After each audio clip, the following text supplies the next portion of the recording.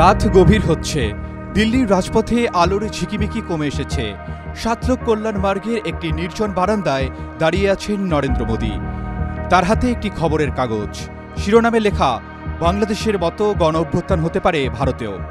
চোখে এক গভীর চিন্তার রেখা। বাংলাদেশে শেখ হাসিনার সরকার পতন, রাজপথের গণ অভ্যুত্থান আর তারপর ভারতে আশ্রয় নেওয়া। এই ঘটনা মোদী সরকারের জন্য একটি অশনি সংকেত হয়ে উঠেছে। দক্ষিণ এশিয়ার এই প্রতিবেশী দেশের ঘটনা কি ভারতের রাজনীতিতেও ছায়া ফেলতে পারে? এই প্রশ্নই এখন দিল্লির ক্ষমতার করিডোরে ঘুরছে। 2024 সালে বাংলাদেশে যা ঘটল তা একটি আকস্মিক ঝড়। শেখ হাসিনার 15 বছরের শাসনের অবসান ঘটল রাজপথের বিক্ষোভে। ছাত্র জনতার আন্দোলন থেকে শুরু করে তা গণ অভ্যুত্থানের রূপ নেয়, যার ফলে হাসিনাকে দেশ ছাড়তে হয়।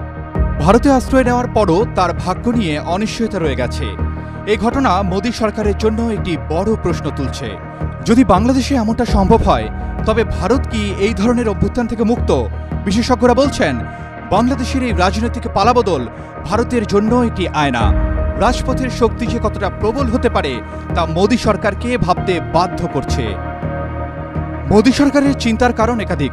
প্রথমত, ভারতের অর্থনৈতিক অবস্থা, মুদ্রাস্ফীতি, বেকারত্ব আর কৃষকদের ক্ষোভ। এসব ইস্যুতে সরকারের বিরুদ্ধে জনরোষ বাড়ছে। বাংলাদেশে কোটা সংস্কার নিয়ে ছাত্রদের আন্দোলন যেভাবে সরকার পতন ডেকে আনলো, তেমনি ভারতীয় যুব সমাজের মধ্যে অসন্তোষ বাড়ছে। দ্বিতীয়ত, বিরোধী দলগুলো। বাংলাদেশের ঘটনা দেখে ভারতের বিরোধীরা নতুন করে উৎসাহিত হয়েছে। তারা মনে করছে রাজপথের আন্দোলনই হতে পারে মোদী সরকারের বিরুদ্ধে বড় অস্ত্র। তৃতীয়ত, সামাজিক মাধ্যমের শক্তি। বাংলাদেশের সোশ্যাল মিডিয়া বিক্ষোভকে জ্বালানি দিয়েছিল। ভারতেও এই মাধ্যমে সরকার বিরোধী প্রচারণা ছড়িয়ে পড়ার আশঙ্কা রয়েছে। দেশের ভেতরেও মোদী সরকার জনমত সামলাতে ব্যস্ত।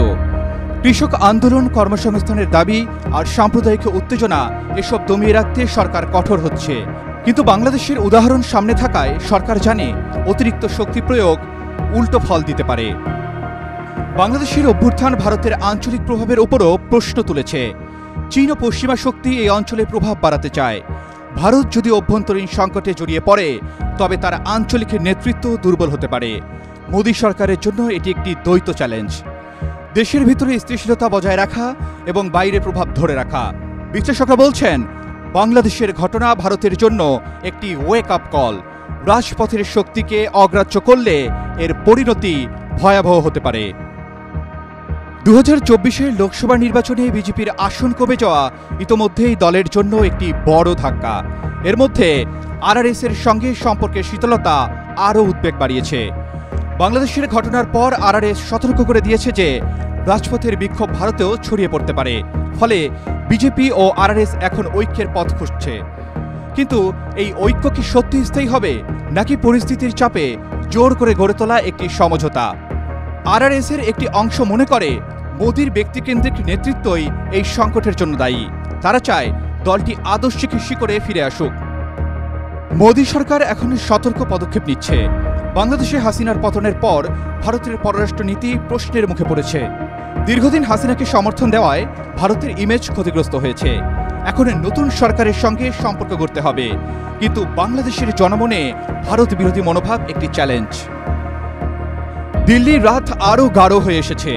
মোদী বারান্দা থেকে ফিরে আসেন। খবরের কাগজটি টেবিলে পড়ে আছে। বাংলাদেশের মতো অভ্যুত্থান হতে পারে ভারতেও, এই শিরোনাম যেন তার মনে প্রতিধ্বনি তুলছে। রাজপথের গর্জন কি দিল্লি পর্যন্ত পৌঁছাবে, তা সময়ই বলে দিবে। কিন্তু এই মুহূর্তে মোদী সরকারের চোখে ঘুম নেই। যেন একটি অজানা ভবিষ্যতের ইঙ্গিত বহন করে চলেছে আকাশে ম্লান তারায় আলোর রাতের নীরবতা। Arman Ali, Daily Sun. For more updates, follow us on Facebook. Subscribe our YouTube channel.